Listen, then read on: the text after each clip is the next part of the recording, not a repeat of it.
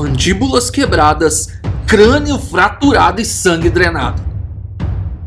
Uma criatura apelidada de besta vampírica de Blandenborough se escondeu em meio aos pântanos e florestas de pinheiros da Carolina do Norte e atacou os cachorros e gado da região.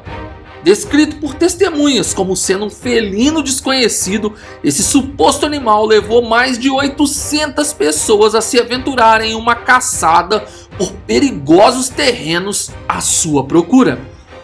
Mas quem de fato seria o autor de tais atos brutais? Um felino?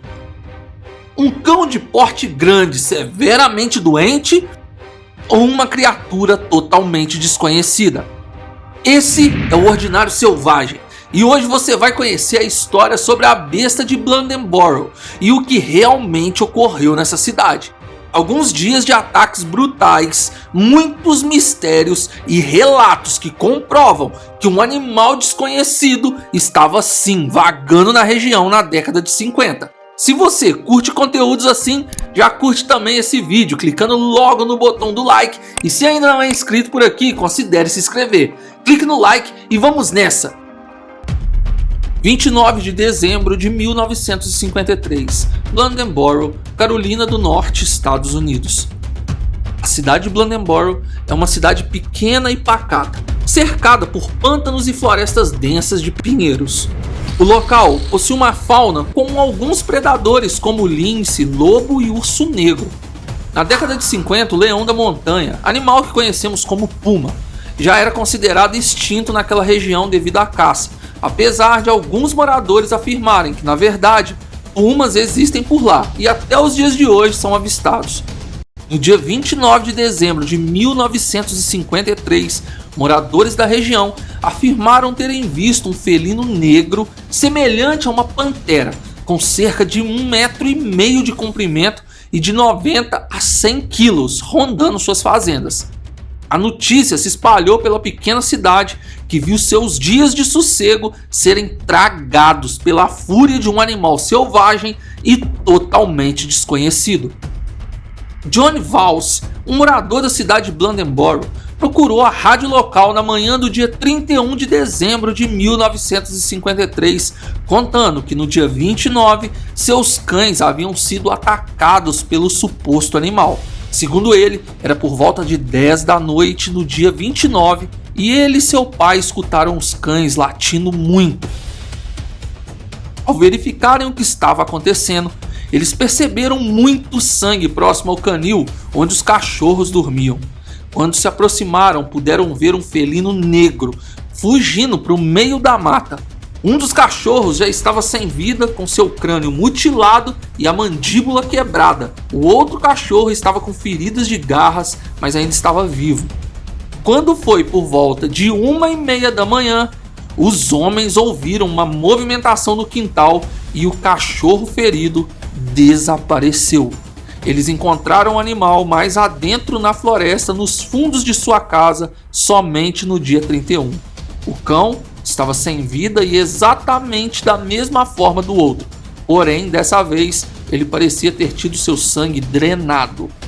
No dia 1º de janeiro de 1954, mais 2 cães foram atacados mortalmente em uma fazenda. Exatamente da mesma forma, a diferença é que um dos cachorros teve sua mandíbula não somente quebrada, mas totalmente arrancada. As marcas de garras eram nítidas nos corpos dos cães, e um deles também aparentava estar sem sangue.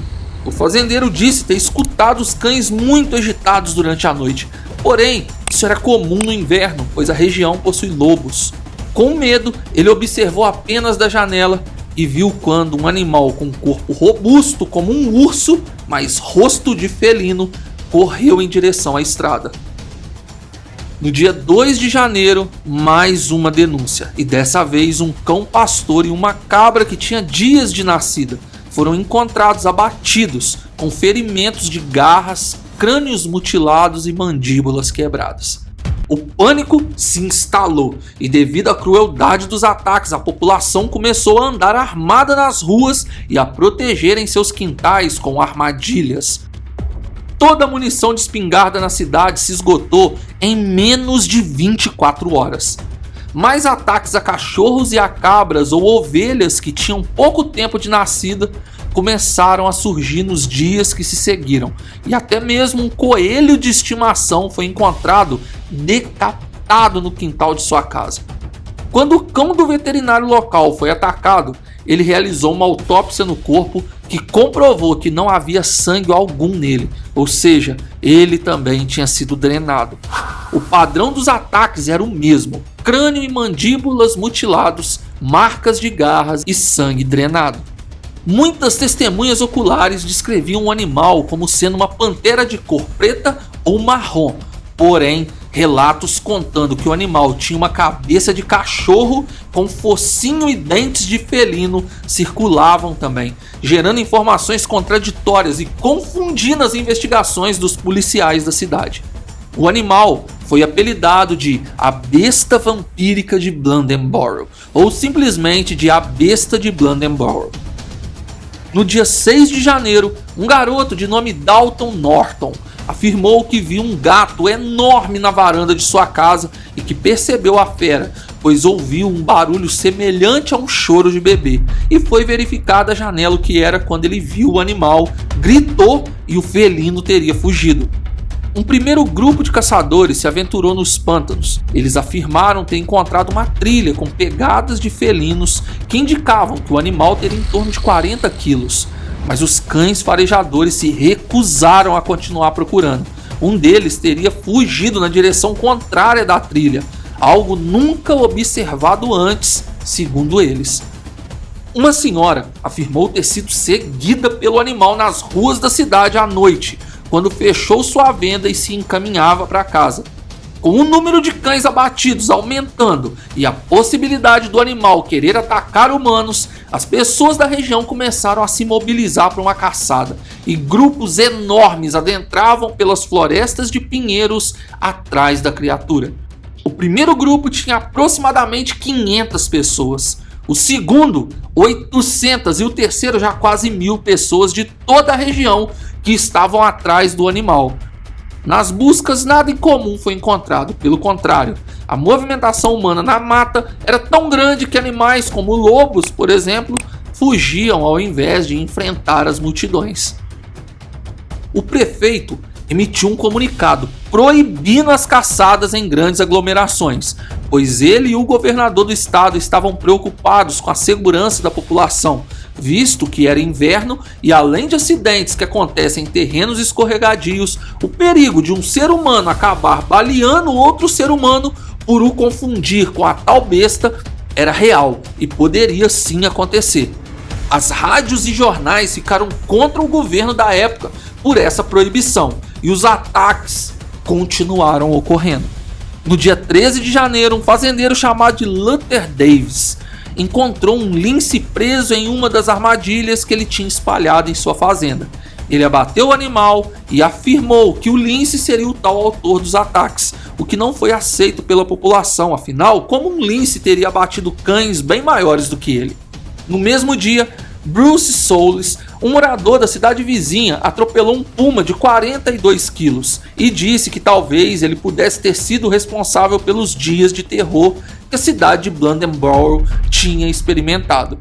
A rádio local anunciou que o caçador Barry Lewis teria abatido a verdadeira besta e que se tratava de um lince muito maior do que o normal, versão que também não foi aceita pela maioria dos residentes de Blandenborough. Um quarto homem chamado A.R. Stanton, morador de uma das cidades vizinhas, afirmou que, na verdade, a besta de Blandenborough era um cachorro de grande porte, uma mistura de pastor alemão com alguma outra raça, e que ele teria avistado o cão próximo a um pântano e que o animal parecia estar com raiva, doença que altera o comportamento animal, o levando a óbito depois de alguns dias. Como os ataques cessaram, a versão mais aceita pelos veterinários da região era que, de fato, um cão de porte grande e raivoso seria o autor dos ataques. Talvez ele não tenha drenado o sangue de suas vítimas, apenas o derramado ao atacar a região do crânio. O caso é um mistério tão grande que deu origem a um documentário de nome The Beast of Blandenborough de 2021. Me conta aqui nos comentários o que você acha que seria essa besta. E se você sabe mais algum outro relato sobre ela, registra aqui embaixo, por favor. Deixe seu like e se inscreva no canal para ficar por dentro de tudo. Obrigado por assistir, fui!